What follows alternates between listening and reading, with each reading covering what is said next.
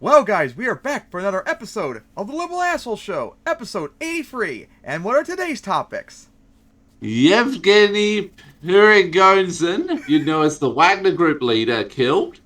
Biden cracks down on illegal gun dealers. Seventh grader forced birth. Matt Walsh's Nazi meltdown. Stephen Crowder sexually harasses employees. Trump should be barred from running. And conservatives meltdown over Trump indictment. Number 4.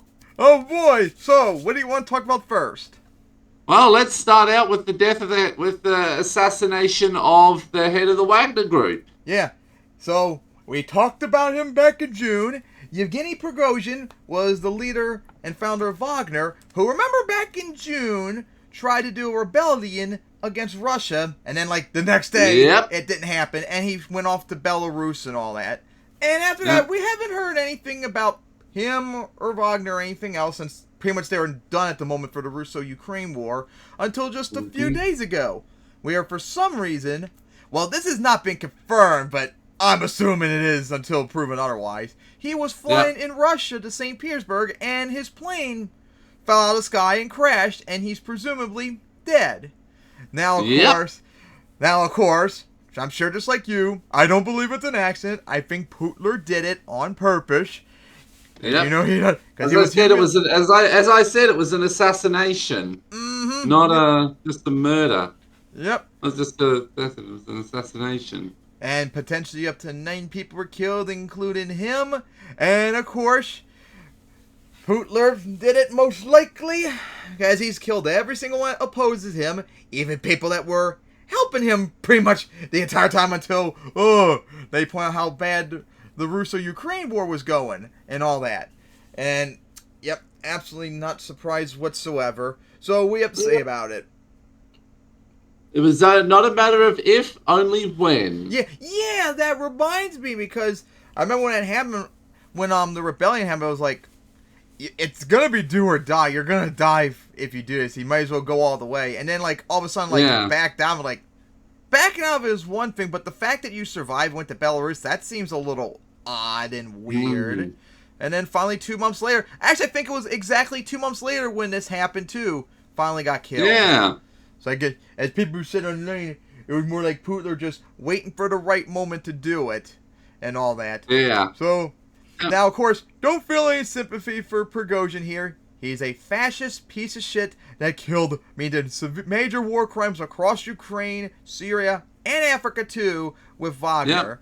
Evil paramilitary organization that, hey, with him dead, maybe Wagner will fall apart, and pretty much all the remaining forces of Wagner are, devastated by him getting killed. And I think I saw people I follow on Twitter covering stuff almost on the verge of declaring war on Russia.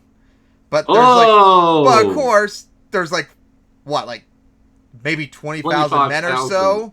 It's probably not going to make that big of a difference. And without Prigozhin, they're probably going to be disorganized. Yeah. So, I mean, it is good that he's dead. Now, if only Putler and them would go too and end the war, that would make it much better. Because remember that the Wagner group are the big Nazi group. When it comes to most of them are full Nazis. And of course, they often were backed up by Chechen Islamists and jihadists who were basically Islamic Nazis. Hinkelberg would be happy to hear that. Of course. Alright, so I don't think there's really anything else to say about that, especially since, once again, since November, there hasn't been really much change in the Russo-Ukraine war. That's why we haven't covered it in months. Alright, so with that out of the way, on to the next topic. And that'll be the Biden cracking down on illegal gun dealers. And I just saw this earlier today when I was looking for topics on Kyle's channel. We covered, I think it was the last episode, where Biden did helped raise them. He ended a horrible anti-worker ruling from the 80s last time we covered, and now he did this. Ooh, Biden doing base things once again. So let's see what this is about. Here. Alright, y'all. Welcome to the show. Kyle, I've said this for months. Stop doing that intro. That's Or Or if Stop. you're going to do it, it's tough have to it even in make its sense own of video. zero publicity stunts. And then we also have Still going a minute whatnot. in. Suck it up and Yeah. get your ass back to the factory. This is do me Still a big going. favor. Click that subscribe button. to Still everybody on Patreon going. who supports the Oh Yeah. my channel, God, Kyle, and to everybody stop. who tips This through is YouTube sad. story. There we go, finally. Right-wing media really picked it up and ran with it. But I wanted to, see what they were talking about, see if there's any there. So they say, this is in the Daily Mail in particular here, but the New York Post is reporting it among others. They say, Joe Biden is slammed for backdoor violation of the Second Amendment after 122 gun dealers were stripped of their licenses by the ATF. That's, of course, the Bureau of Alcohol, Tobacco, and Firearms. They say gun dealers have lost their licenses this year at an unprecedented rate, with critics accusing Joe Biden of undermining the Second Amendment by stealth. The Bureau of Alcohol, Tobacco, and Firearms and Explosives has revoked the licenses of 122 gun dealers in the fiscal year that began in October. The previous fiscal year, the figure was 90, and in 2021, it was only 27. Since records of revocations began in 2013, the ATF never revoked more than 81 dealers' licenses, the Wall Street Journal reported on Friday. Critics of the ATF's newly found muscle argue that it attacks largely lawful gun dealers who often provide valuable assistance to law enforcement when trying to track firearms used in crimes. Now, I noticed a little something here in this line. They say largely lawful gun dealers. Huh, interesting. Is there any more about that in here? Let's see. Some law enforcement veterans told the paper that the previous system of issuing warnings rather than revoking licenses was preferable. The gun dealers were our first line of defense against gun trafficking, said Peter Forcelli, a retired deputy assistant director. Why are we now beating an ally into submission? But Steve Dettelbach, appointed director of the ATF in July 2022, defended his bureau's policy, quote, "We've taken steps to hold accountable those few dealers who are engaging in these willful violations," he said. They're not going to have the privilege of being a gun dealer anymore. Dettelbach, who served as the United States Attorney for the Northern District of Ohio before taking the ATF role, said dealers needed to be held to strict standards because guns could end up getting sold to criminals. Rick Vasquez, a retired ATF official, told the paper he approved of Dettelbach's approach. The ATF, previous to this administration, had a let's see if we can help you attitude, and some gun dealers took advantage of that, he said. Yet those who have lost their licenses told the paper they are being unfairly targeted. Anthony Navarro lost his license last year after receiving 3 earlier warnings since 2009. He still sells firearm accessories at his store in Greeley, Colorado. We were making $1 million a year, now it's less than $100,000, he said. This policy is designed to be a backdoor violation of the Second Amendment. Okay, Karen. So this is that guy that they're referring to right here, you can see. An ATF inspector had in 2015 recommended Because remember, revoking these Navarro's people license. believe the only way to not violate the Second Amendment was to just let everyone own guns. Ha ha ha ha. Sounds almost like sovereign citizen stuff. For his shop in Colorado after sending him warning letters in 2009 and 2011. The 2015 inspection turned up 10 violations, including selling guns to people who said they were prohibited from owning guns on background check forms. That seems pretty bad. Excuse Maybe you? you should lose your license. Let me for repeat that. So this guy was warned multiple times in the past, in 2009 and 2011. He was inspected in 2015. The inspection found 10 violations, including selling guns to people who said they were prohibited from owning guns on background check forms. So they tell the dude, But I'm God, prohibited from owning a gun, remember? for whatever the reason may be, X, Y, or Z, former felon, severe mental health issues, etc. Who knows? But they wrote down, I'm not allowed to buy a gun, and he was like, great, I'm going to go ahead and sell you a gun. What are we talking about here? Is this much ado about nothing? All these panicked articles about this? One headline was like, Biden revokes gun licenses with an increase of 350%. Oh! Okay, let's read some more. An It's ATF deserved. supervisor overturned the recommendation and said he should just be given a warning. Navarro said some customers made mistakes when filling out background check forms. 10 violations, and when you sold to people, plural, multiple people, who filled out the form and said, I can't own a gun, it was a mistake. I don't know, it seems hard to make that mistake, doesn't it? Accidentally saying, like, oh yes, I can't own a gun. In 2020, inspectors found more violations, including failing to report multiple sales of handguns and failing to keep records of some transactions. Navarro said he discovered those issues after one of his employees quit and then reported the problem to the ATF. It was a horrendous mess. This guy hid forms underneath the printer. In North Dakota, a gun store in Valley City, Bridge City Ordnance, lost its license last year. It was unclear what rules they violated. The store's owners have filed a lawsuit against the ATF, arguing the inspections of stores are being wielded as a political weapon. All right, so look. The number of stores. Of course, they would say that because any form of anything to slow down the sale of potentially millions of illegal gun sales is repealing the Second Amendment. So 90 to 122. Previously, they had never done more than 81. You know how many gun stores there are in the U.S.? I looked this up. There's about 6,000, or excuse me, not 6,000, 16,000, and I believe it's 580. 16,580. That's a lot less than I would expect. Gun stores in the U.S. Yeah. I'm surprised how small that is. Below that is. I would have thought it would have been a lot higher than that. Oh, it would have been 40 to 50,000.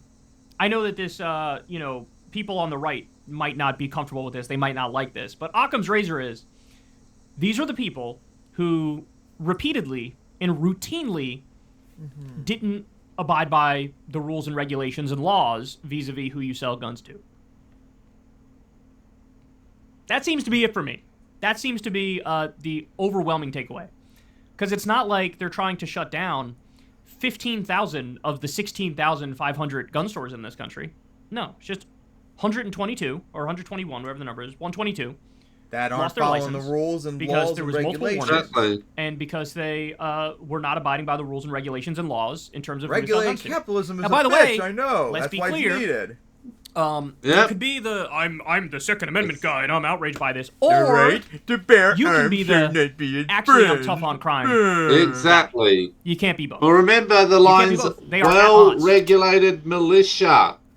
The right bear arms shall not be infringed. Stupid libtard. If you're part of a only part of a well-regulated militia, conservative. So in this instance, which one do I fall into? I'm definitely the tough on crime guy. If you're selling guns to people who don't own, who shouldn't be able to own guns, are banned from owning guns, they're in that category for a reason. Supporting crime now? What? So, yeah, I mean, honestly, I'm not gonna lie. They've always supported crime. Shocked 1,000 of the 16,500 gun stores, I still wouldn't be that alarmed. Maybe once you start getting into climbing over that 1,000 number, yeah, maybe then it appears somewhat political or something. But I'm actually kind of surprised it's not more than this. I'm sure a higher number of these gun stores violate laws than just the 122. So in other words, I'm sure the ATF is more than lenient and reasonable with their standards and with their approach to this. And again, I think anybody who understands the number here, I mean, I'm not good at math, I'm not good at percentages, but you tell me, 122 licenses revoked out of 16,500 licenses. You do the math on that. Is this really a national scandal? Or is it just the people who it's only about 1% violated the law and were selling guns to people they shouldn't be selling guns to? They're the ones who lost their licenses. Even 1%. So, no, I'm not going to lose a wink of sleep over this. And, I think he said it was 16,580. my position, I always consider myself a moderate on the issue of guns. But, I mean, I think rule number one is, while you only about 100, so the Second Amendment right to own a gun, 1% would be you also have to try to keep 165.88, guns so out of the not hands of even people 1%. who shouldn't have guns. That's obvious. But now all of a sudden it's a scandal. They're trying to 165, muck something up here against Biden. It's about, honestly, as I said, it's about, especially you've got since 16,000, and you have 100 and whatever. 120, I think he said that would be like 0.75%. People are overwhelmingly in favor of banning high-capacity magazines, doing universal background checks. Even banning assault weapons creeped up over 50%. When used to be under 50% conservatives are not going to like those facts. So this is nothing. This is a drop in the bucket. Because they're gun files. I bet a lot of these people, homosexuals, that's it, yep. The rot goes a lot deeper. They love watching it's not just some guns get shot up. Systemic they love watching people get shot up. And we've seen this I with love watching sheriffs schools get shot up because they're certain indoctrination localities where centers they're like, for I'm the just not going to enforce for the federal law, X, Y, or Z. And LGBT it's like, oh, child rape community, And as they call them. Even though they're the groomers and the child rapists. And they want their second civil war to take down all the blacks and all that, and try and re-enslave them and all that such, and all that good stuff. Okay, you don't really have the ability or the authority Anything to to live up unilaterally to decide the that. fake Point lost number one. cause Point number two is like, narrative. well, then if the federal government steps in, you can't bitch about it. And so I But think this is much ado conservatives about always nothing. I bitch think about it probably everything, makes Kyle, sense, don't and that you number know? probably should go That's up even the more. entire, We're gonna see a bitch in a violate the moment. laws here. Hey, y'all, do me a favor. Yep. Because they're fucking Karens, like always. Yep. So yeah, we have All to see of them about are that. Karens. Oh, boo-hoo! Biden actually Biden. telling the ATF to do their job and crack down on illegal gun dealers? That seems actually smart in my eyes. So what are you so crying about, freaking Karens? Ugh. Everything crying. Yep, because that's all you do. Alright, what do you have to say about this? It's not surprising. As I said, all of the homosexuals, they just want the ability to do whatever the fuck they want with their guns. They want any attempt to regulate them. Oh yes, the sovereign citizens just want to go around shooting cops and black people. Mm-hmm. And getting away with it because they're of the earth. And I am a non-citizen, so your stupid laws do not apply to me. Man. Yeah. Alright, so now, on to the next topic. And that would be 7th grader forced birth because of the Republicans' evil policies. Why do you pro-life retards have to ruin my mood? Now I'm very angry now. And you don't want me to be angry on this show. So yeah, as I've said, we've done for over a year now. Every time some woman has to suffer something that should not have happened if they're able to get an abortion, now we have to cover it every single time because of you retards making women suffer. And I'm sick and tired of it. Let's see. We covered a 10-year-old being raped last year. Yep. With one born without a skull and all that. Now this. Oh my gosh. Oh my gosh. Like, do you have any idea how old like a 7th grader would be? Like what? 12, 13, 14? Yep.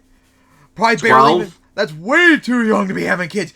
Women could die having kids that young, and you're forcing them to have kids. And do. Mm-hmm.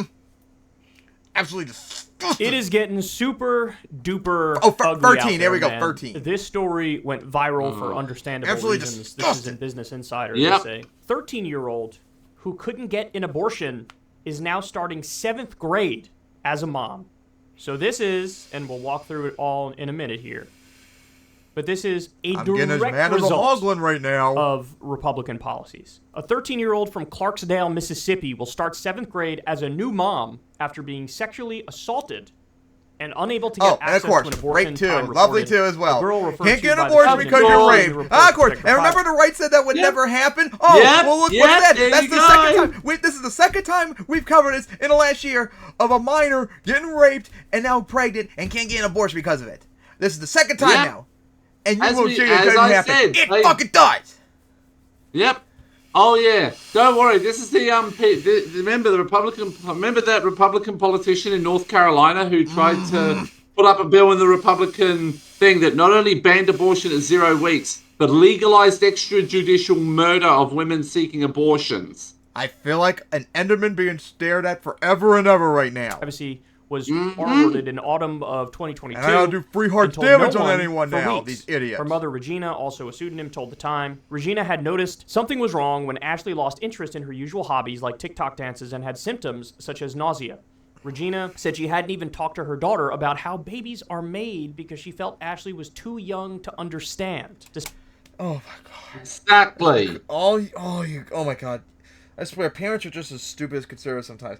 12, 13 and such is when puberty and age of attraction happens and stuff like that. She's getting younger slowly due to earlier onset puberty. That's like the latest you can hold off explain the stuff to them. Do you have to explain it to them ASAP? Because as studies showed, and I think we've covered before, when you teach kids about sex and stuff like that, it makes them more likely to fight back if they were, sexually assaulted by an adult. Yep. So they know exactly consent and not to be touched by strangers in private areas and stuff like that. Like, I shouldn't have to or explain this to you people. anyone. Despite severe trauma that left Ashley almost unable to speak, Regina later learned that Ashley had been assaulted by an unknown man while she had been outside their house. They say Ashley was already 10 weeks pregnant by the time her pregnancy was discovered. Regina told Time that she brought Ashley to the emergency room on January 11th, 2023, because she couldn't stop vomiting. While they were there, blood work showed that Ashley was 10 or 11 weeks pregnant. Quote, she just had no clue. Dr. Erica Balthrop, a provider. And yeah, as I've mentioned before, there are a lot of times, of course this is a rare thing for a little kid to have this happen to them, but there are many times too where women don't know they're pregnant, and you're going to prevent them from getting an abortion because of that? Go fuck yourself. Exactly. At the Clarksdale Women's Clinic, and the OBGYN on call told Time. Regina was told that the closest abortion provider was a 9-hour drive away in Chicago, but the family couldn't afford the cost of gas, food, or lodging, along with the procedure itself, and time off work to complete the journey. Yeah, and this is why abortion needs to be illegal in every single state, because not everyone can afford going to different states to get this stuff. Like freaking Texas, for crying out loud. Oh my fucking god. Like, oh my god. Fucking states. There's so many fucking states that have it there, and we know that from that Republican in North Carolina, it's reasonable to assume that they're okay with murdering women who are seeking abortions. There was an ad that was like, people trying to go out of mother and daughter trying to go out of state, and there was an ad for the midterms, and they'll get arrested for it. I actually have one idea where it actually ended with the mother and the daughter getting shot by the cop because they were seeking an abortion, and run that in North Carolina. Like, you people need to realize, not everyone can just get out, leave the state to go get an abortion, stuff like that. It costs money. It costs gas, food, It costs and time. Hotels. But time is the most important one. Especially like Texas. Texas is the second biggest state in the country. You could, if you're like on one side of the state, it would probably take a whole day, if not more, to travel on the other side of the state. And Texas is surrounded by states that also have abortions banned. Like, that's unreasonable. Hell, a lot of them might have to even try and go to Mexico to try and get an abortion, since it's illegal there still. Like, this is just wrong, unacceptable, and it leads to women dying. Exactly. And that's why abortion needs to be legal. Disguise the fact that Ashley was pregnant with oversized clothes. Especially for 13-year-olds like this who should get abortion and discussion. Exactly. Until it was too obvious to hide. Then they removed her from school, saying she needed surgery for an ulcer. Ashley completed 6th grade on her laptop and gave birth to her son, nicknamed Peanut, on a Saturday when she was 39 weeks pregnant. Her mother told Time she's working to get Ashley And isn't 39 weeks a little early for birth? 39. No. That's actually pretty normal. Okay. Permission to start 7th grade from home too. Strict abortion laws. 30, because that's near full thing. Hang on, I'm gonna look up something. Because I think when we covered that woman that had like the skull-less fetus, it was like 35 or 36 weeks or something like that. So that's getting close. Yeah. Unfortunately, But so yeah, now 39 is actually fine. It's before 37 when you get to premature. Mississippi's abortion laws are some of the most restrictive in the nation.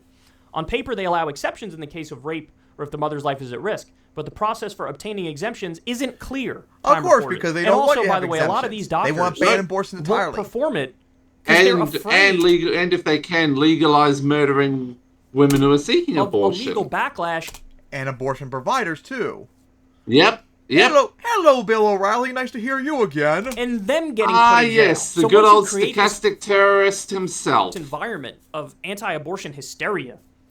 The results are cataclysmic, and oftentimes, in reality, the laws are actually stricter than they are on paper. They say Mississippi also has high rates of poverty and maternal mortality. Black women in Mississippi are 4 times as likely to die from pregnancy-related complications as white women, according to State Department of Health data.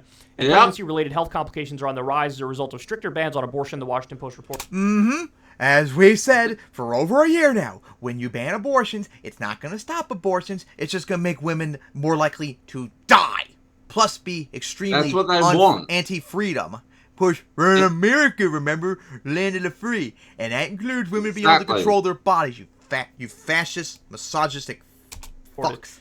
There are also fewer providers available in regions of the country where states have banned abortion, including Texas, Mississippi, Arkansas, Tennessee, and Alabama, following the Supreme Court's decision to overturn Roe v. Wade in June 2022.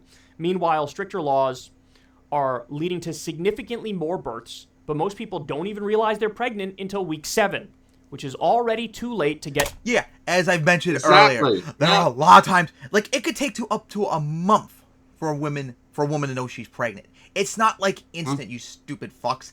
Oh my god, I'm tired of having to explain this shit as a man to conservative retards when I don't even have to go for this stuff. It's pathetic that I know more about the stuff than they do. Oh my god, it reminds me of that one time where I remember some stupid pro-life retarded woman on Twitter I had to deal with years ago, and the fact that I knew, as a man, more about pregnancy and stuff like that than a freaking woman is embarrassing. Get an abortion in a dozen states. Guys, even when we talk about, like, these anti-abortion states having exception to protect the health of the mother, they'll look at a patient and they'll say, they're gonna find excuses. Yeah, this pregnancy might cause a massive complication which could threaten your life. But I can't do anything about it until you're actually bleeding out. I'm not kidding. And by that Do time, that until they're... Again, this is the doctors You trying can't, to... you can't do anything until they're already dead. Yeah. So, coincide with the law, but also being afraid that if they act too soon, they could be sued. They don't want to go to prison as a result of it. So, like I said, whatever the laws are on paper, oftentimes they're effectively even stricter once you start going down that path and once you have this anti-abortion hysteria and mania. And this is the logical end result right here. We have a 13-year-old who was assaulted. She's now starting 7th grade. She's a mom. Because of how strict the laws are there. Second time how they couldn't afford it in a year to go 9 hours out of state. Exactly. Add this to the list, man. We've covered like 6 or 7 different stories. Just absolute nightmare scenario. And all you pro-life retards and scholars, both of you are at fault for this. Because guess what? If Roe v. Wade was around, they would be able to get abortions and able to live their lives just fine and not have to worry about dying and other stupid stuff like that. So, fuck you. Fuck you. After the overturning of Roe v. Wade. And let's be clear. Make the Republicans own this. Repeat this that is what you wanted, right? 100 times. And you know what else, too? Thanks to you being fascist piece of shits, we're winning on every single referendum that comes up with abortion. And by the way, thanks to you being fascist, the Democrats did better in the midterms, and you choked it away. So, good on you. Not only are you evil, you make yourself less likely to win because the majority of Americans don't agree with you. And remember we covered in the last episode, too, I think it was, where they were mauling about how the fact that they're losing. Stop being fascist. I remember that, Stop being fascist piece of shit, Stop being fascists and Nazis, and start being more reasonable, and maybe you'll get some of it back. But of course you'll never say that because you people are evil fascists and Nazis, so it doesn't really matter. The majority of Americans are pro-choice. Deal with it. If anything, you being anti-abortion actually radicalizes people towards my side more. And just understand, exactly. there were electoral consequences for this in the midterms. So it was supposed to be a red wave, and I appreciate it. And then now we're having direct votes, even in red states. Ohio voted for abortion rights. Kansas voted for abortion rights. These are both solid red states. And guess what? This trend is going to continue. All the data we've seen to this point in every special election, even since the midterms, Democrats are overperforming the polls by 10 percentage points. Why is that? I think it's 2 reasons. I think it's the emotion, madness, and I think it's the fact that Trump is still the head and the leader of the Republican Party. And so now people are thinking too extreme, too radical, criminal, not good. Don't want those people. Every moderate and independent in the country is going, looking at the Republicans. So, Jesus, what a dark, dark story. Hey, y'all, do me a favor. Absolutely disgusting and evil. So, what are you going to say about this? I'm getting more angry than a piglin now. Oh, it's absolutely rage-inducing. Oh, jeez. And also, thank you, OBS, for possibly not showing Kyle's video in the background, even though I pressed on it to go show his video. Oh, thanks a lot. Trying out. Thanks a lot, OBS. You're a cunt, too, like these pro-life jackasses. All right. Yeah. So, now that I'm as angry as all. No, now I'm angry as a warden that's been woken up. That's how angry I am. And you should be terrified. So now, on to the next topic. Matt Walsh's racist meltdown. Ah, nice to finally hear a Karen crying for once for me to calm down. So yeah, we mentioned this in the last episode, as Matt Walsh had an incredibly racist meltdown. But of course, we didn't know about it till later on before we filmed, so we couldn't cover it. But now, after extensive looking for it, we finally managed to find it because, oh my god, all the people that covered his meltdown, their videos were like way too long, and then Media Matters had the whole video, but it wouldn't load. So yeah, thanks to Vlog, we were able to find the Twitter on Twitter. Oh, X, excuse me, as we now have his meltdown. So what was his meltdown about, you're asking? He was crying about how low the birth rates are for whites in America, and he went all full-blown white genocide crap. It was Nazi-esque, and it was hilarious.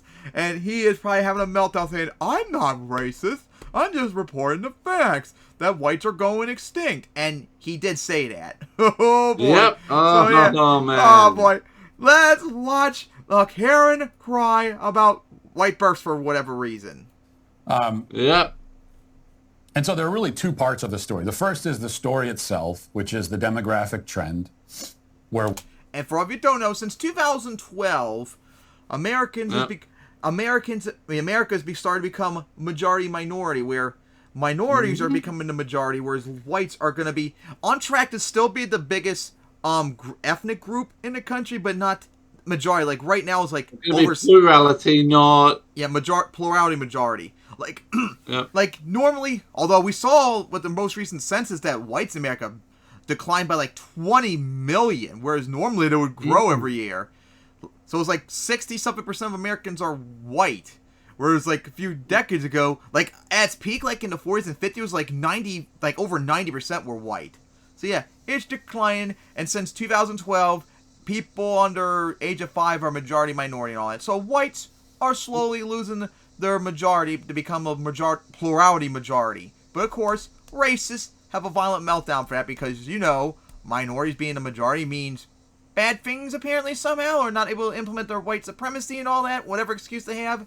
And yeah, that is literally what Walsh is crying about right now. Whites are... It confirms he's against things like interracial marriage and that too. Graphic trend, where whites are trending towards extinction in the United States.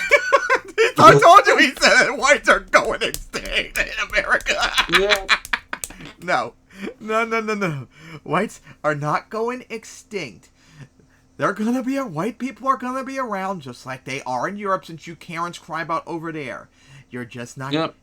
America at least is just not gonna be a majority. Yes, white. It's just gonna be plurality majority. And here's the thing: even if whites stopped existing in America, not by a genocide, by just whites choosing not to have kids or mixed race and all that. Even if America wasn't white anymore, so what? Who cares? It's not a big deal. Exactly. Only Karens like you cry about it. Yeah. That's the way it's headed. And then the other part of the story is the veil of silence around this issue. Oh, no one's being silent?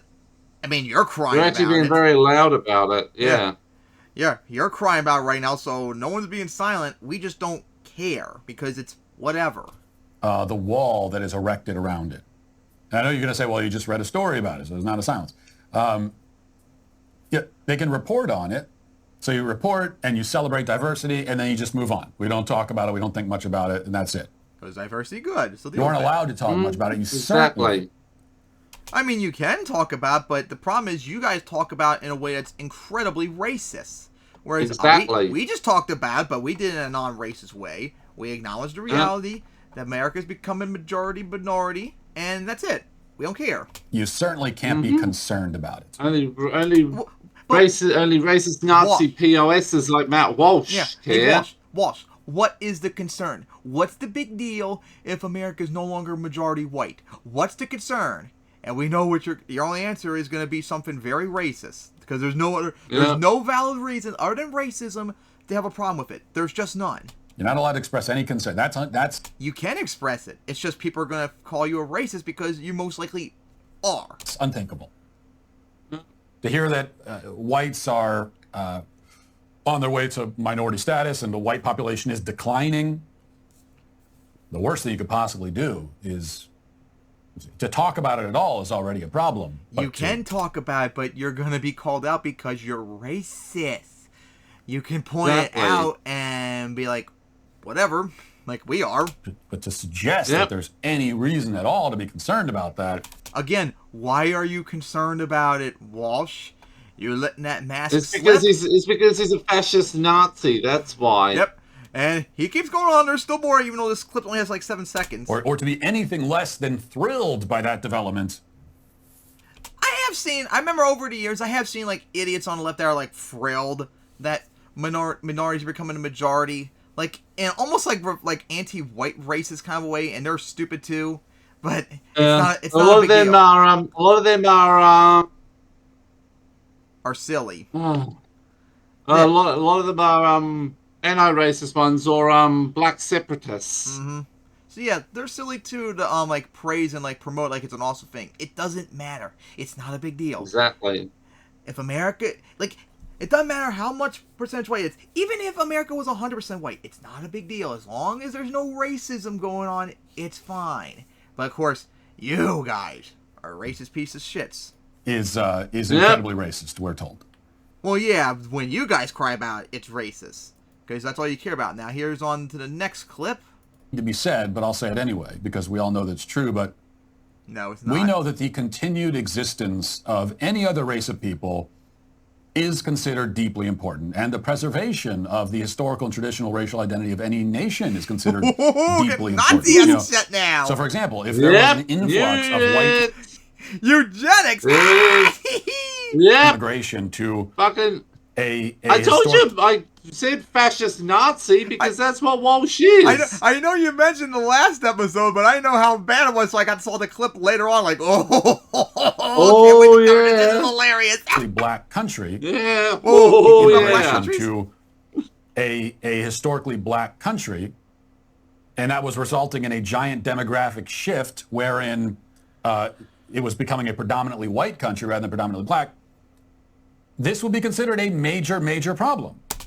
It depends on what it is.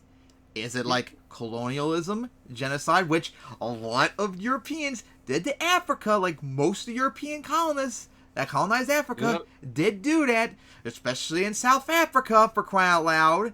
Hell, it got to the point where the British even in concentrate camped the Boers, for crying out loud, the white Dutch, for crying out loud. That's how bad it was. So it depends on what it is. If it's a genocide and stuff, imperialism stuff, yeah, that's bad. But if if whites willingly go to Africa for whatever reason and start like changing the demographics of Africa to whatever, hey, if it's willing and choosing, there's nothing wrong with that. And the same goes for everywhere else. And there's no doubt about it. And yet, in the reverse, it is either neutral or cause for celebration. But really, it's not a cause for celebration other than from idiots like you, reverse idiots. It's just neutral. That's how it always is. Neutral. It should be a cause for celebration. And you know what? This pertains even to the animal kingdom. I mean, you could think of there's a particular type of, I don't know, hummingbird that's going extinct. Climate even change, for that, we're supposed to panic. that you deny? If I were to say, hey, whatever, I mean, what does it matter? Of course. So we don't have that. Well, maybe this hummingbird probably wouldn't matter too much, but the difference is that's bad because that's an animal, whole species going extinct, most likely because of us with climate change, which you deny. Yep. Whereas the difference here is people whites willingly not having as many kids or marrying interracially and stuff like that. Yeah, because remember because he's basically outed himself. He's against interracial and interfaith marriages. Yeah, and here's the thing. Like I said, whites aren't going extinct. That type of hummingbird, we got plenty of other hummingbirds. What does it matter what type of hummingbird it is? The difference does it make. So you got this type of hummingbird there's more of that. There's less of this. Like, hey, you know what, Walsh? A hummingbird species going extinct has more validity than your concerns. That's for sure. Yeah. Who cares? I have more care about If I say that, I'm your callous. racism. Because no, it's very important that we have all varieties of hummingbirds. Every variety is very, very important. You have to keep them all around. Every part. Yeah, because some species, if they did go extinct, could cause massive like food chain problems in their ecosystem and stuff like that. Like oh my god, if for example, like certain species of animals like died out, what are like carnivores gonna eat? And then they're gonna eventually die out. Yep. Like, and that could affect the ecosystem in a lot of ways. That's why we must try to keep as many different animal species alive as possible, because they're vital to the ecosystem. Every animal in the animal kingdom, we got to keep them all around. It's extremely important.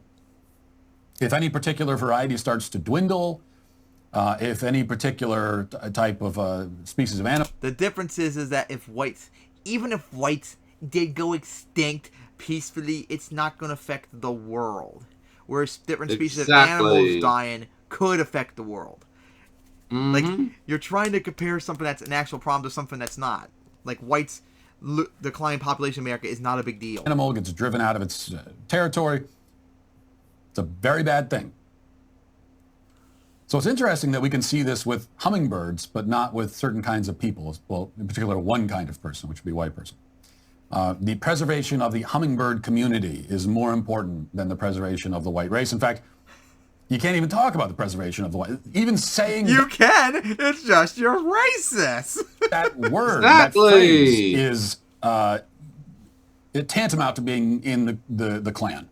Well, yeah. Yeah. It kind of is, because you're racist. Because yes, exactly. Only the Klan and Nazis care about this stuff. We don't. Yep. I mean, exactly. Like, come on, get over it. Wasn't there a clip of him, like, melting down about, like, whites need to start having a whole bunch of white kids and stuff like that? Yes, I remember that. Yes, I remember. Can you see if you could find that? Because don't see it on here, unfortunately. That would be very funny if we could see that. So, what did you call it? Where he went along with, like, whites need to have a whole bunch of white kids and stuff like that, because I remember hearing that, too.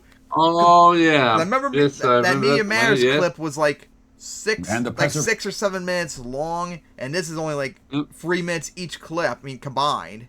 So, like, half it's missing. Oh, my gosh.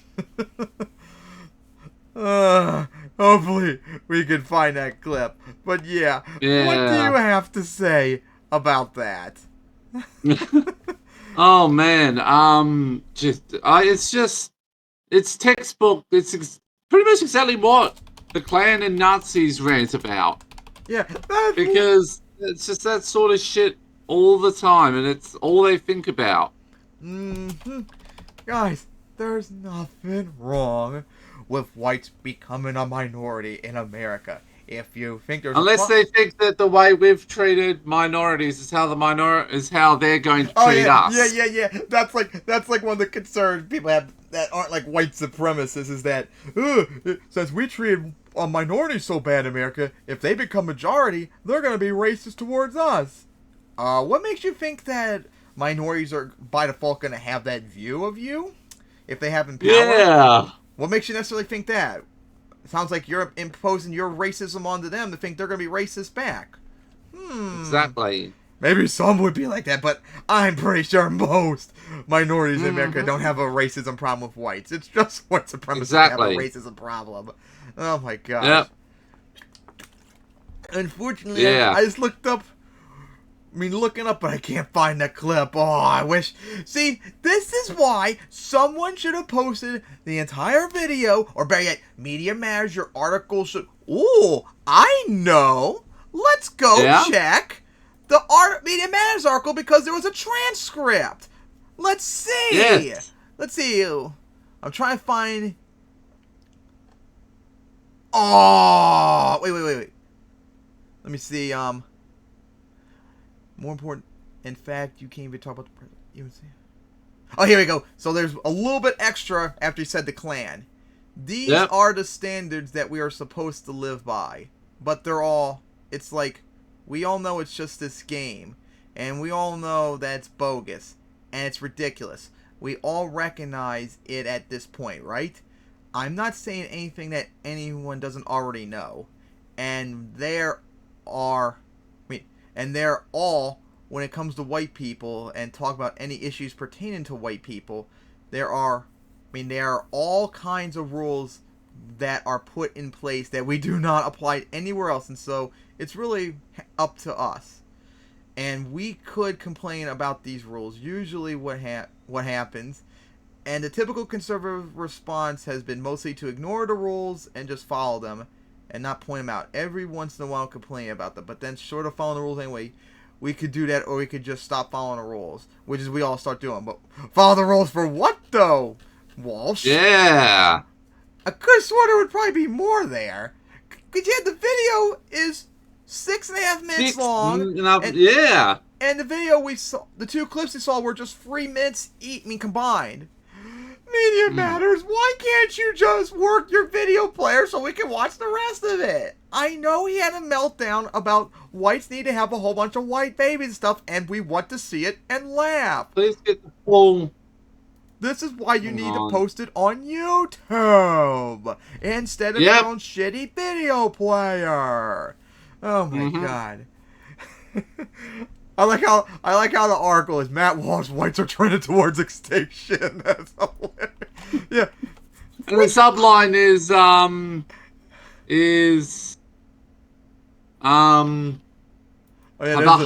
more worried about the extinction of the hummingbird than the extinction of whites. Of course, the one article I saw went right to the Majority Report, which would have watched, but your guys' video was just way too long. Put it down to a few minutes, because you guys monologue forever. That's our job right now, to monologue on this show.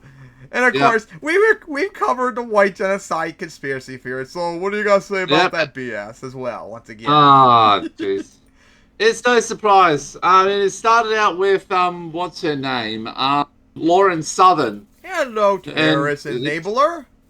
Yep. Yeah. Oh, not just terrorist enabler. She's a terrorist herself. Remember?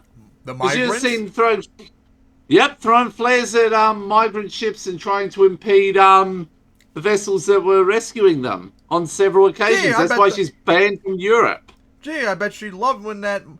Remember when I think it was the same time when the Titan sunk. There was a migrant boat that had was overloaded and led to a couple hundred people dying, unfortunately. Yep. I bet she was cheering that on too, of course, because they were migrants. Oh, she loved that. Absolutely loved it. So yeah, guys, the white genocide conspiracy theory is bullshit.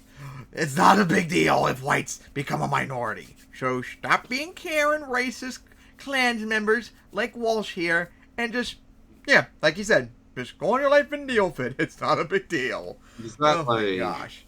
If only we could have watched the rest of it. So I guess, unfortunately, off to the next topic. That'll be Steven Crowder sexually harasses his employees.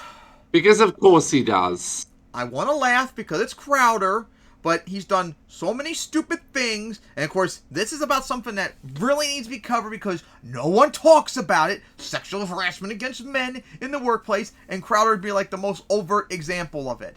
So, God, this is how many times we covered Crowder over the last few months? Let's see. He had his meltdown with the Daily Wire because, I'm not being paid enough.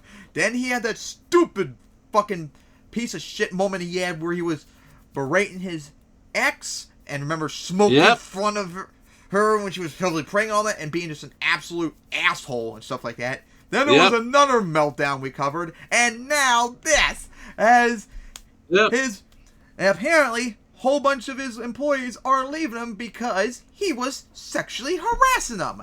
And boy, and you want to know what he's done?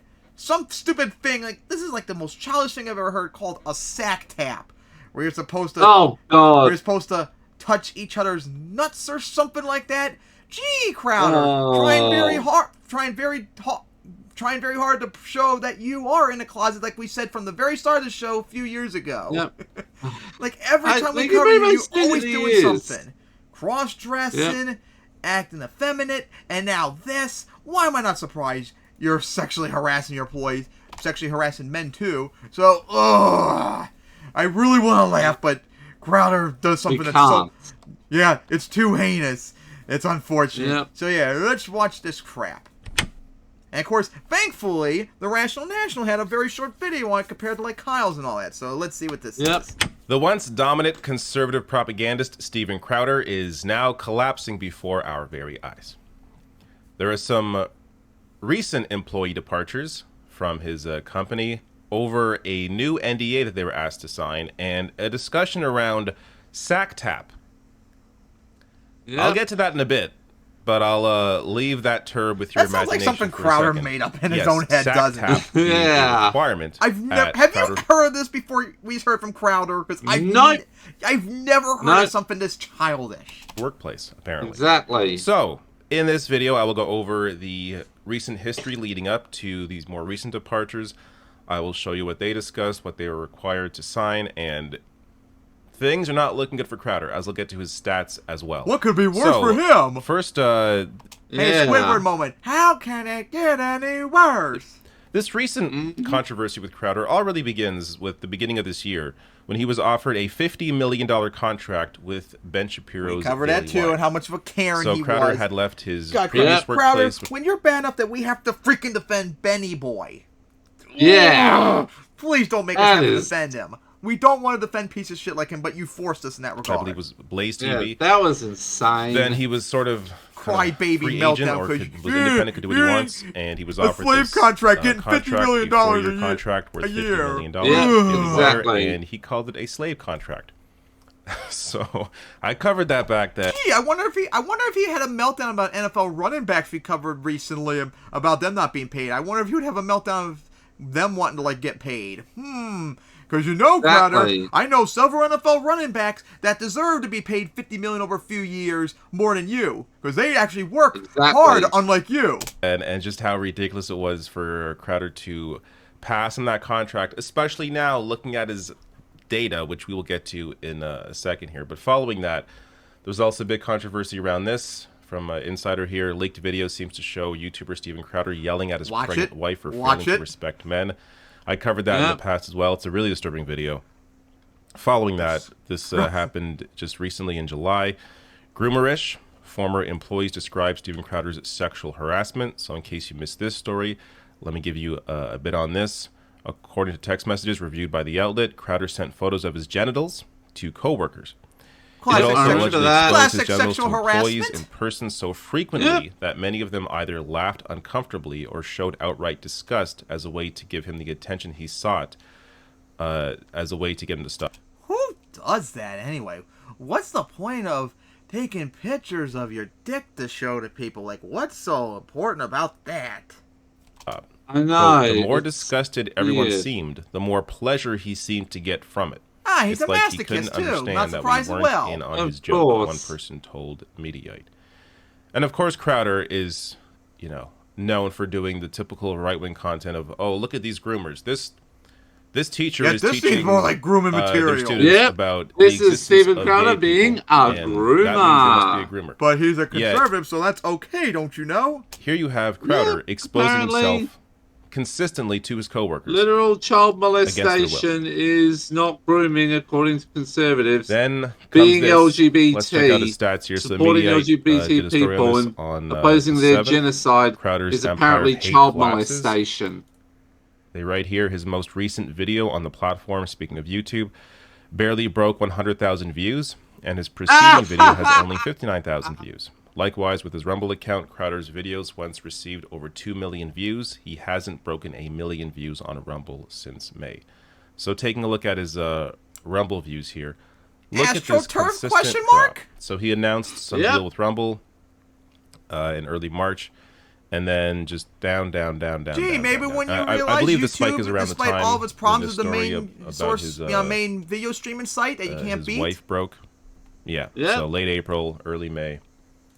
Gee, maybe even conservatives realize berating their spouse who's pregnant, being incredibly misogynistic, and smoking in front of her too. Maybe that's a bad look. There's more interest in Steven Crowder at that point, but then again, dropped off, and it continues dropping off. I also question, how accurate are Rumble's views really?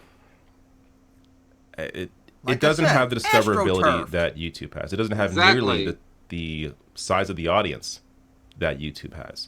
So all of this I question, but there is clearly a consistent drop here, regardless of how bolstered or you know, you could be like the climate deniers and go, we'll cut a small sliver of that chart near the end where it shows, oh, see, it's down and now it's going up. So yes, his I views remember are going that. up. Just I like, remember that with I remember when Steven Crowder did that years ago, and he got pwned for it by H Bomber guy. and potholer, Yes, he did too. he's still crying for his mommy that he backed out of that debate.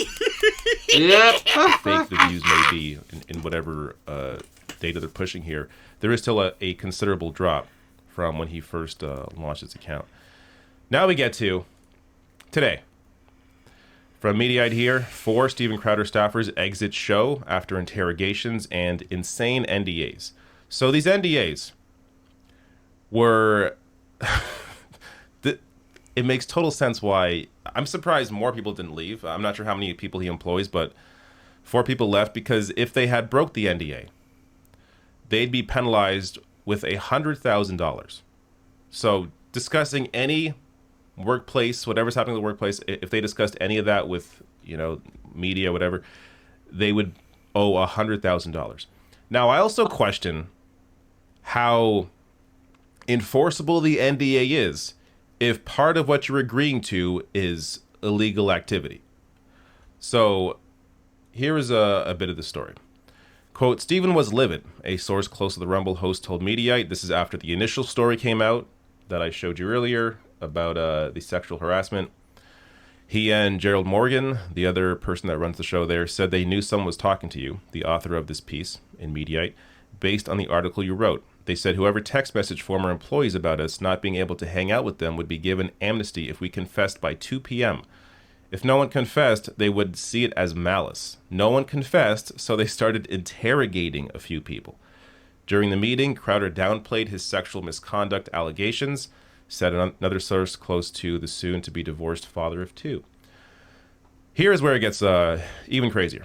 Quote, if you're not okay with guys playing sack tap, then this isn't the place for you, the source said, Crowder told staff, referring to the act of tapping another person's genitals. After the interrogation of current staff... Let me rephrase it. If you're not okay with me sexually harassing men, then this isn't the place for you. There we go. That's much better. Staffers for employees to part of the company. You're required to engage in sack tap if you want to work for Steven Crowder. This is why I question how enforceable the NDA would be, because NDAs don't cover illegal activity.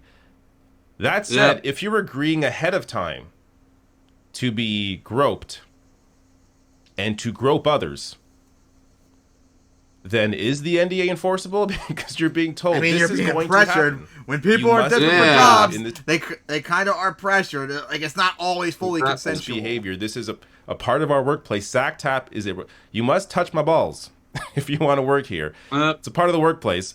So I guess if you're told ahead of time, maybe the NDA is enforceable. I'm not sure about the legality or illegality of these NDAs and how they're enforced, but I have to imagine there's some legal questions there about how enforceable this NDA would be.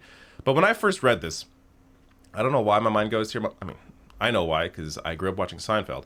But there's a Seinfeld scene where George is in a job interview at a restaurant, and he's being offered a bite of pie that he doesn't want. And one of the employees there says to him, if you're one of us, you'll take a bite. If you're one of us, you'll take a bite. If you're one of us, you'll touch my balls, is how this came off to me. This is just so completely insane. This is the individual that the Daily Wire offered a $50 million contract to. The guy that requires ball touching in his workplace. And that wasn't enough, remember? That's slave It shows wage, just remember? the total rot that is at the heart of conservative media when you have an individual like this worth $50 million over 4 years. But Crowder, of course, he's always after the groomers. He tweeted this out in a year ago in May. He is the best one. way to appreciate the good teachers out there is to point out and punish the others who are trying to corrupt and groom our children. Teacher Appreciation Week, not Groomer Appreciation Week. Yes, Crowder very worried about the groomers. As he sexually Touch my harasses balls. men. Yep. Is what he's concerned. I hope he has no way to his see workplace. his kids. I really hope he has no way. Last thing Yeah. here, showing you that I hope he this, can, their because workplace he is not will improving. groom and abuse them. Yes. Based on We news can like this. guarantee that. Michael Spadone, If he hasn't a former already. field director at Project Veritas, who was Of which accused there's of a good- kissing there's and decent groping chance a he former has already. colleague in a since-settled lawsuit, has been brought on the Louder with Crowder team. Sources close to Crowder saw it as a questionable hiring decision due to the recent claims against Spadone. So, this is who they're surrounding themselves with. People like this. I cannot imagine working for someone like that. Look, I understand people are put in precarious positions where, you know, they have bills to pay, right? So if you're stuck at that job, you got some bills to pay. You may force yourself through this, but there has to be other choices out there. if you have the skills of someone working on, you know, a production team, That is not the you case. could probably work somewhere else as opposed to a place where you are required to get your balls touched and touch others' balls. It's just so it's so bizarre. This every accusation from someone like this is Confession. admitting that they have something to hide. So Crowder, of course, has been, you know, integral in the right wing sphere in the sense of, you know, accusing others of doing things that are grooming other people. Meanwhile, we have the greatest example of a groomer right here in Steven Crowder. Yep. And of course, I don't Quote, think if you're Joel not covered it, so I got to the sore rewind to genitals the part that I was hoping he would wired- cover, but he didn't. Don't think he covered it. Something that was posted on here in the video that he didn't talk about. The NDA was insane, said the source close to Crowder. Most employees were scared because of it. Some talked to lawyers about because they were afraid, but thought if they didn't sign, that would incriminate themselves. He was intimidating. Steve's increasing justifications of his workplace. Sexual behavior between men makes a lot of male employees uncomfortable. He always says it's joking. Yeah. We get it. You're Like I said evil. earlier, I want to laugh at Crowder because he's an idiot, but guys, this isn't funny. This is something that's not talked about enough, because sexual harassment about women, that's always talked about, but sexual harassment against men is never talked about. Do we have to bring up No, it's a good thing according to a lot of feminists. Do we need to bring up the amazing atheist, his situation 20 years ago, whatever? Where he was Remember sexually that. harassed at his workplace, and when he brought up his employer's like, "Oh, are you gay?" Yeah, nice dose of homophobia too. Yep. No one, even men, men face sexual harassment too. Everyone face it. It's not just a woman's problem, it's everyone's problem. But no one ever talks about it, and then you have a piece of shit conservative dipshit like Crowder that condones this too. Sexually harassing other men. Yeah, Crowder, we know you can't get other men because no one would ever willingly want to do anything with you, so you gotta sexually harass other men instead. Maybe you should come out of the closet, finally embrace you being gay, as we know you are, so don't even deny it. Stop being a conservative dipshit, and maybe you'll be happy with yourself. Oh my gosh. Yeah, this is absolutely wrong. He should be like this Aussie, of all the things we covered, him being a Karen about his wage, being awful to his waifu. Now this Aussie should be something he should be locked up for. Even when he with his waifu, that's pretty much on the verge of it. He should combine those two. He should be very locked up for a very long time. This is unacceptable. Sexual harassment against anyone, and it's not just women, should be condemned. But of course, society, as always, as we cover the show, never really talks about stuff when it's involved men. But with women, it's like on it instantly. It's a double standard that needs to go. And I'm sick and tired of it. And it's often, remember also that a sexual harassment is often used to attack all men as sexual harassers. And then they use and then there'll be those who will use this is not always TERFs and SWERFs will often be like use sexual harassment of women to justify sexual harassment of men. Because men, it's okay when it happens to men, remember? Because you need to I remember that. Stupid crap. Yeah. Also, TJ's case shows that women can sexually harass other people too. Yep. It's not just Well, we men that had do stuff. recently had a Israeli ultra orthodox Jewish woman who just got locked up for 14 years for sexual abuse. Where was this? Australia, Victoria, I think it was. Damn, 14 and years. she'd actually run off to Israel for over a decade, and they had to get a bunch of stuff to ensure to actually Extradite? get her deported Extradite. back to Australia to face Extradite. charges. That's what we call Yep, extradited to Australia, Yep. and now she's doing 14 years in jail. Maybe you should learn to keep your hands off of people who don't want and stop being creepy, perverted, and saying stuff they don't want to hear, and maybe you won't get locked up. Exactly. Don't you love when women don't get away with stuff because they're women? And seeing men actually get justice for once? I love to see it. So yeah, Crowder's a piece of shit. He should be locked up, and men face sexual harassment too, so people need to start talking about it more because no one ever seems to do. And I'm sick of it. Yep, Absolutely sick of it. I am too. It is just. Because men face issues too, just like women. And a lot of times, women's issues are everyone's issues. And then you have the idiot TERF, Karen, radical feminists, and SJWs that act like, oh, only women face this stuff. It's not the case. So It's that women cop it a lot more often, but that does not mean it does not happen to men. Yep. Alright, so now that that's out of the way, on to the next topic. Please be something Trump funny. should be barred from running. Not necessarily funny, but what happens afterwards I think will be funny, but Of course, I was fishing for topics to talk about, and I found this on Kyle's channel. Legal experts say Trump should be barred from the presidential race, which is very, very, very based. Because an insurrectionist should not be allowed to run for office, like what we saw with Bolsonaro recently. As I said too, he should get what Bolsonaro did, and according to these legal experts, he should. So let's see this video. So the other day, some Federalist What? Society Kyle legal doing a scholars, video out now an that's a intro? very right-wing group, What a mind rare you. sight. It's nearly the They first argued, video of the day. listen, Trump Remember is that he not has them? even legally allowed to run for office. Why? Because there's a provision of the Constitution that very clearly says if you attempt an insurrection against the United States of America, you can't hold any elected office. Now, keep in mind, I want to stress this. This is not a progressive or liberal or leftist legal scholar.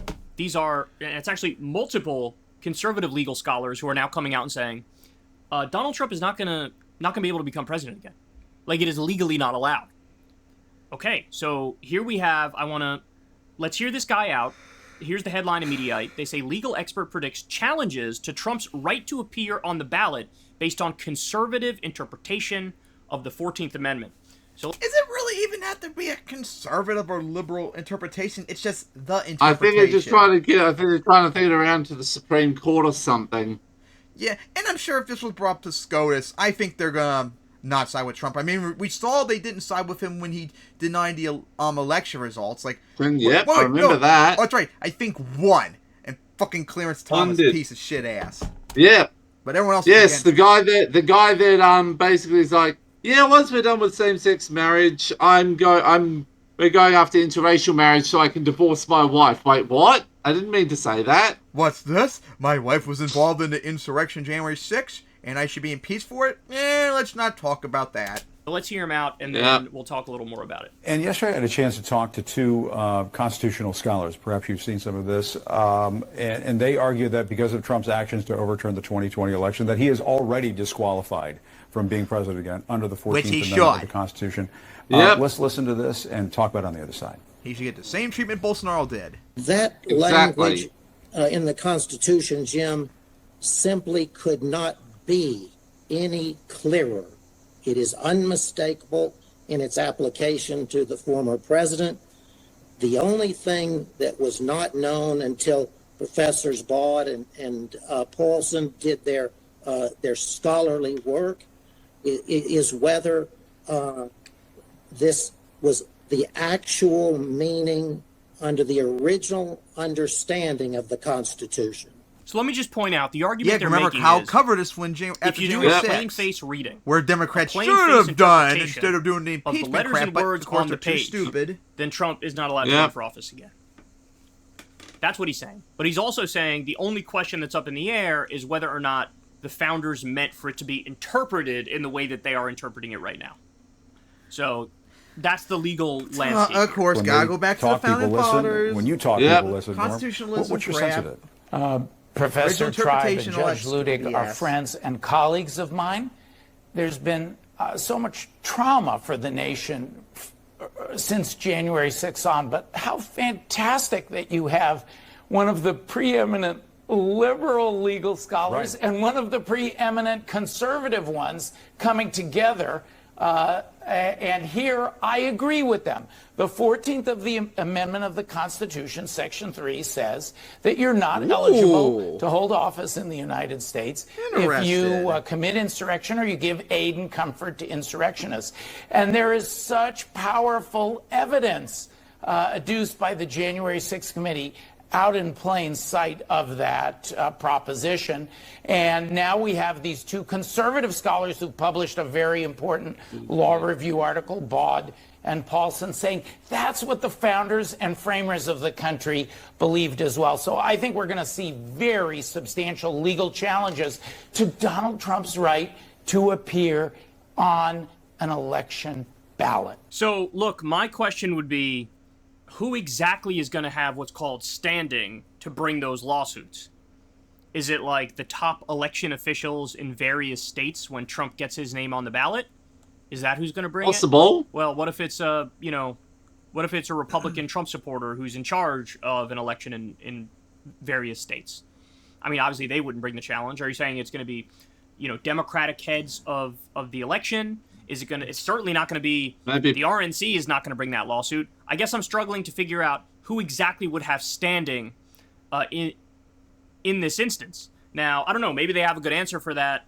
I don't know. But I would certainly. There's a bunch of questions that I'd like to ask these people. So first, let's actually read this part of the Constitution. So this is the 14th Amendment, equal protection and other rights. So this is 14th Amendment, Section 3. And it's disqualification from holding office. They say no person shall be a senator or representative in Congress or elector or president and vice president or hold any office, civil or military, under the United States or under any state who, having previously taken an oath as a member of Congress or as an officer of the United States or as a member of any state legislature or as any executive or judicial officer of any state to support the Constitution of the United States, shall have engaged in insurrection or rebellion against the same, Hello, or January given 6th. aid or comfort Yep. to the enemies thereof. I'm But thinking, Congress yep. may, by a vote of 2/3 of each house, remove such disability. So that's interesting. They're saying, well, if you support... It seems like what it reads like to me is they're saying, well, if you supported an insurrection, you can't hold elected office.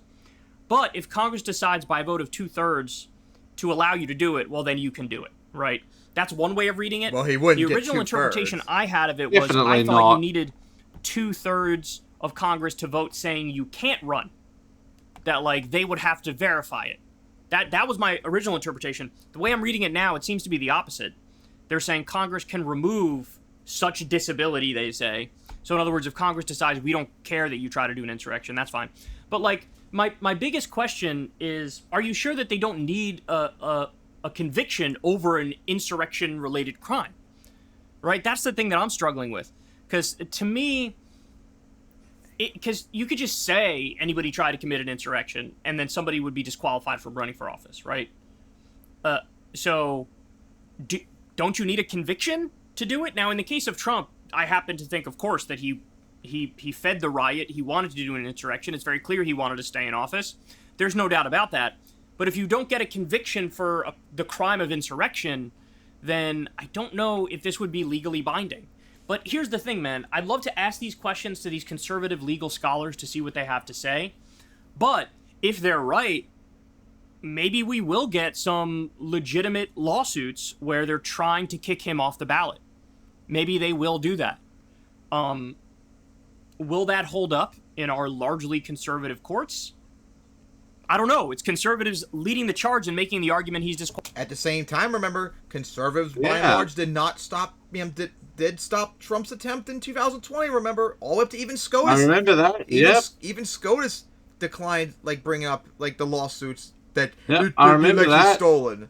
So it seems that conservatives have some sort of no, we can't do this moment. Qualified right now. Yeah.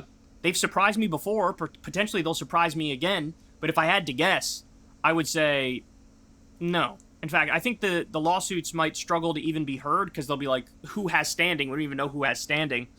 But even if we get past the standing problem, then they might say, like I was telling you, no, you need an actual conviction for an insurrection-related crime to make it so that they can't run for office. But or I don't Trump know. will find I'll some way to weasel out of it, which I still expect him to do so. That's why until I see him locked up or legally is not allowed to run, I'm not convinced about this indictment stuff until I see something like that. I don't find it totally unreasonable. I don't find it irrational. I think that similarly. I think it's a somewhat reasonable way to read this.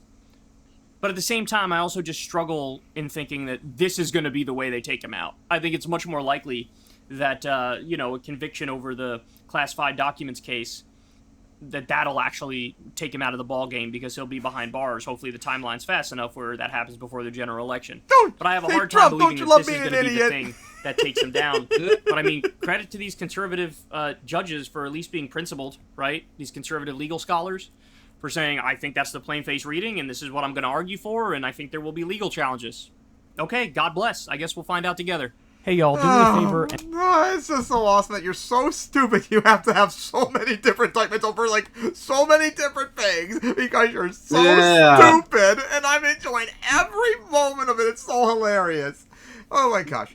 The January 6th, the classified documents and all that, denying the election. What next? Oh, it's right, there's a fourth one. Oh, it's right about Rico, Georgia. Oh, yeah. Oh my God! It just doesn't stop. Oh yeah. Guess what? There's also a chance that Trump could cop a fifth indictment in Arizona. For what? For what? Potentially 5 to 6 indictments for Trump. See, all you had to do was shut your mouth and accept that you lost the election, and you probably would be running just fine with no problem. If anything, maybe you would be doing good against Biden in the polls instead of him still beating you, which I still think right now. I mean, at least Hillary Clinton eventually shut up and fucked off after her loss. And conservatives. And she didn't trigger an insurrection or deny the election. She just coped about it for a year and a half and then fucked off. So you're saying conservatives say that she did are lying? Yep. So what do you say about Trump hopefully being banned from running? That would be awesome. Yeah. He can go cry with Bolsonaro somewhere else away from us. That would be awesome. Yep. So now, on to the next topic. Conservatives meltdown over Trump's fourth indictment. Here we go. It feels so good after dealing with the stupid abortion crap earlier and the sexual harassment from Crowder to finally be able to just sit back and laugh at Karens again.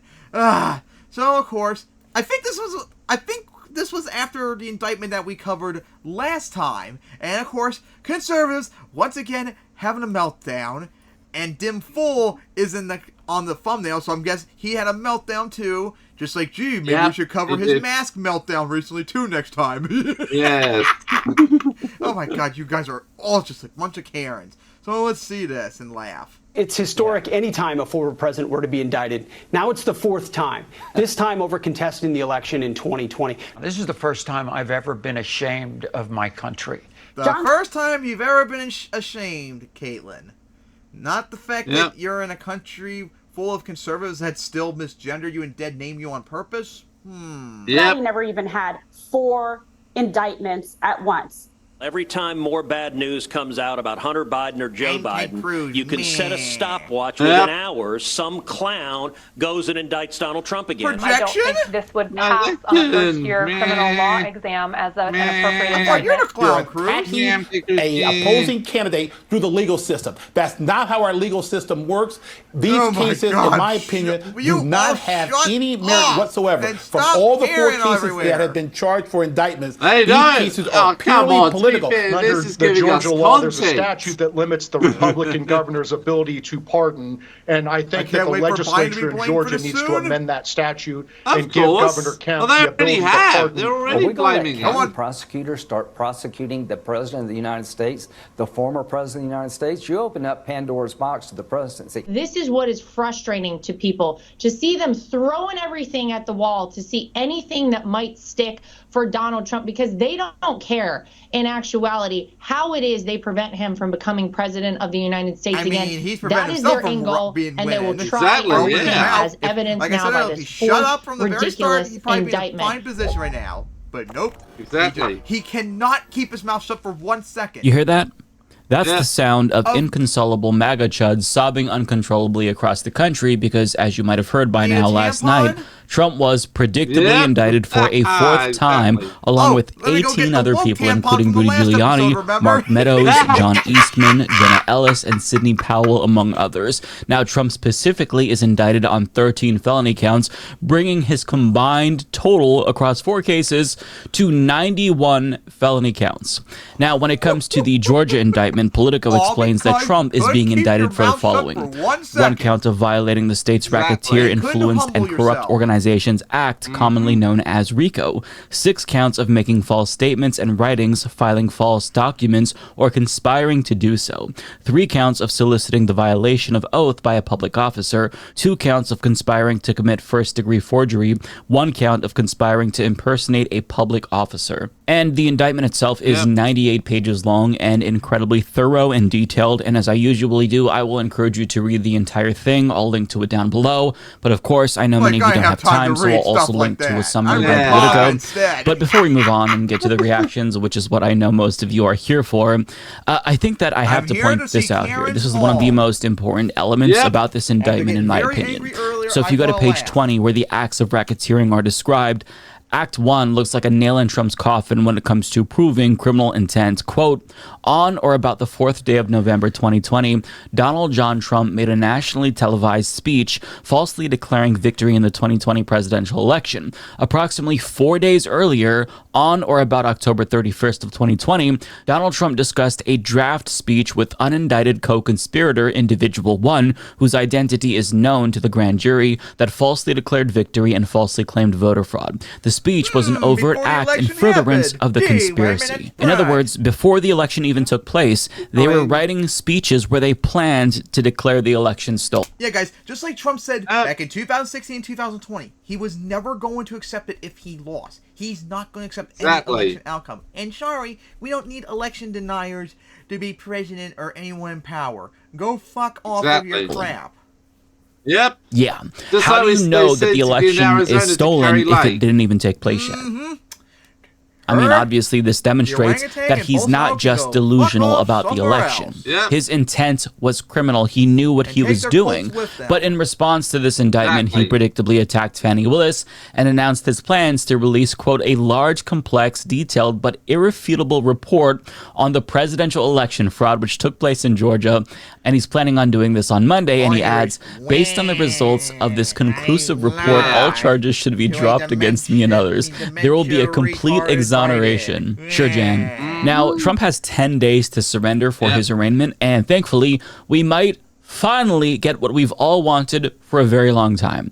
Because Fulton County Sheriff Pat Lavin told reporters this. We are following our normal practices, and so it doesn't matter your status. We have mugshots ready for you.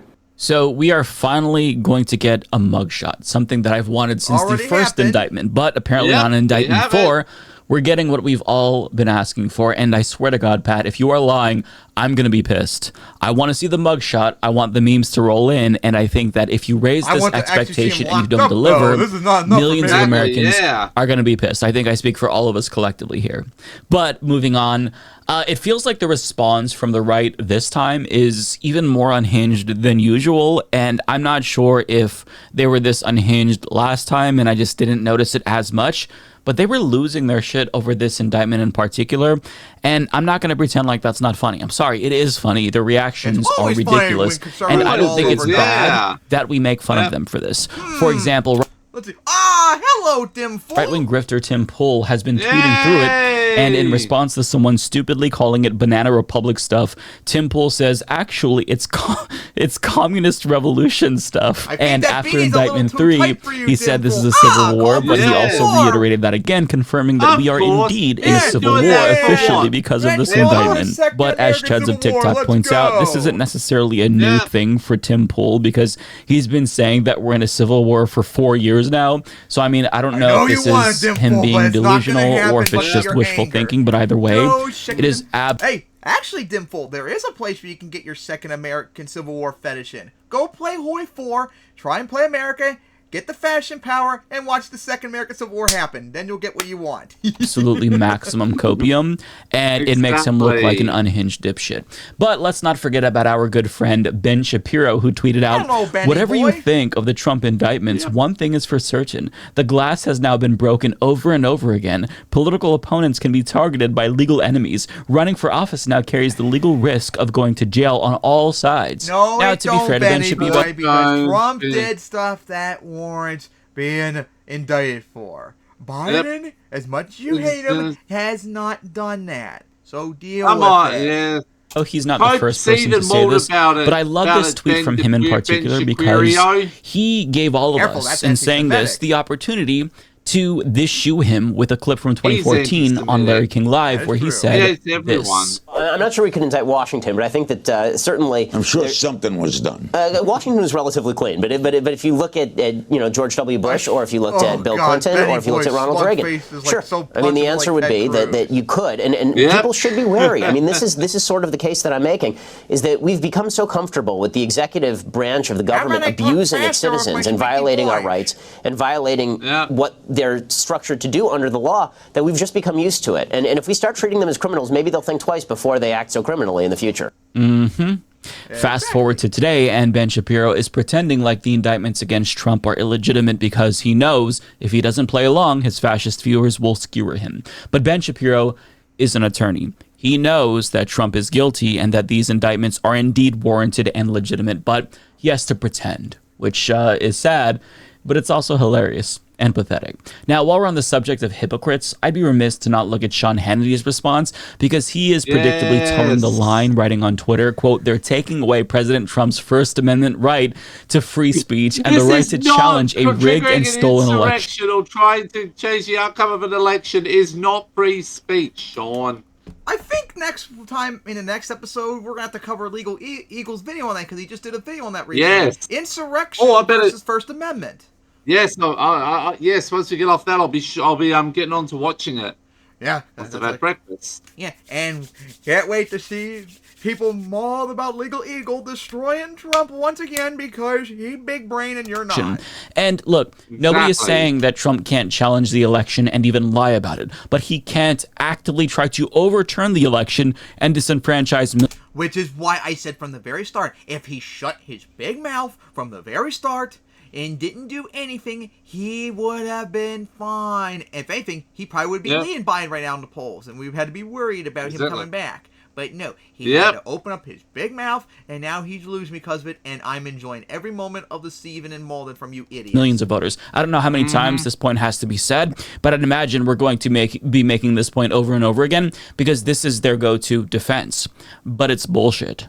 And they know it's bullshit. They are intentionally lying because there's no good defense for what Trump did. He tried to overturn a democratic election, and they know that if Obama or any Democrat tried to do this, we would never hear the end of it. And that's not just speculation, because here's what Hannity said back in 2016 about the prospect of Hillary Clinton being sworn in as president while she was still under investigation. So think about the magnitude of all of this for a second.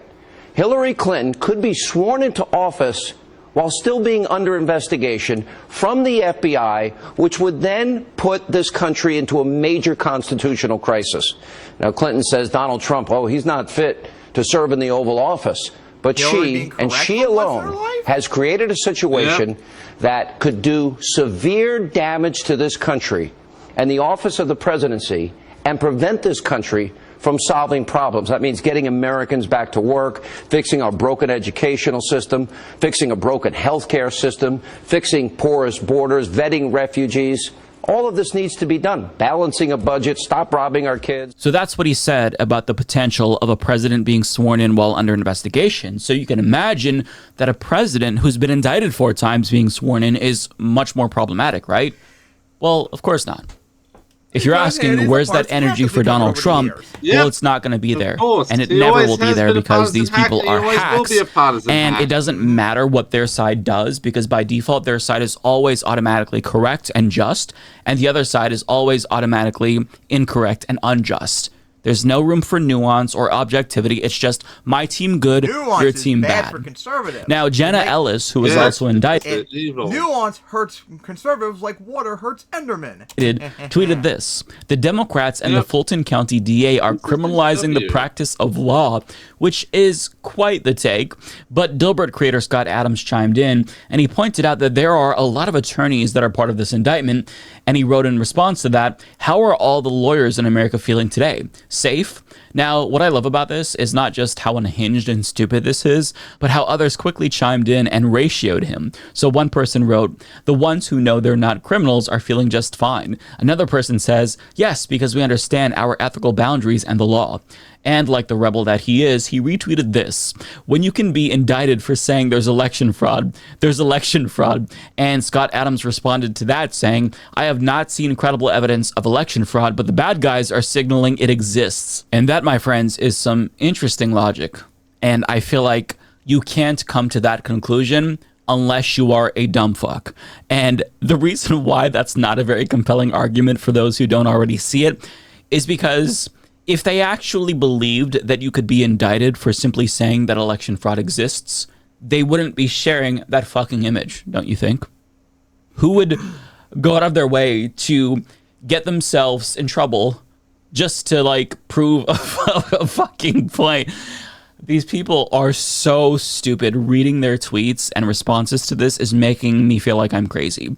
But this is all about a narrative, right? That's the narrative that they are pushing, and Liz Wheeler contributed to this, saying, it's not just Trump they're coming after. They're coming next for our free speech if we dare dissent. Except, again, how many people were arrested for simply questioning the election results? There are millions of Americans, literally, who think that Biden stole the election. They're not getting arrested. The ones who are getting arrested are the ones who took action and broke the law to overturn the 2020 election. Now, listen, when it comes to reactions, we could go on all day, but the point is, I haven't seen a single Republican objectively look at this indictment on its merit, right? They work backwards from the conclusion that Trump is good and always good, and even if they know deep down that this indictment is indeed legitimate, they simply can't bring themselves to admit that because they'll either be expelled from the movement or they have to grapple with the reality that they've been following a charlatan, and that causes cognitive dissonance. So what we have, in effect, is a cult where they're all experiencing cognitive dissonance at best or psychosis at worst. And it doesn't matter how many indictments there are or how compelling the evidence is, because when you have politicians, mainstream media, and right-wing grifters validating this false reality that you've chosen to live in, the evidence doesn't have to matter because you can just choose to ignore it or deny it altogether in favor of a narrative that makes you feel more comfortable, right? And it's sad sad that so many Americans choose feelings over facts, but if they're going to make us put up with this bullshit and force us to deal with this charlatan that is Donald Trump, yep, I remember then that. I don't think that we should feel guilty for laughing at their collective stupidity, because it is indeed stupid, and if they're going to act like unhinged fools and choose to deny reality, then I think that normal people should make fun of them. Which I will happily do every single time, because you're all a bunch of idiots. So yeah, we gotta say, more Karens from the right as always. Always carrying around and all that crap. Exactly. Where's their woke app to find the non-wokest tampon to use to clean up their mess because they're crying so much? Because here's the reality, guys. If Trump just kept his mouth shut from the very start, he would be fine. And probably beaten Biden in the polls right now. But since he couldn't shut his mouth and accept that he lost, let's see, trying to deny the election, doing all the stuff that actually undermine it, January 6th and all that, yeah, he deserved everything he's getting. So deal with it. Like adults. Instead of crying about it. Oh my god. So yeah, guys, that is it for this episode. I'm pretty sure we went through all the topics. Yep. So that will be it, and see you all next time for episode 84. See you guys then.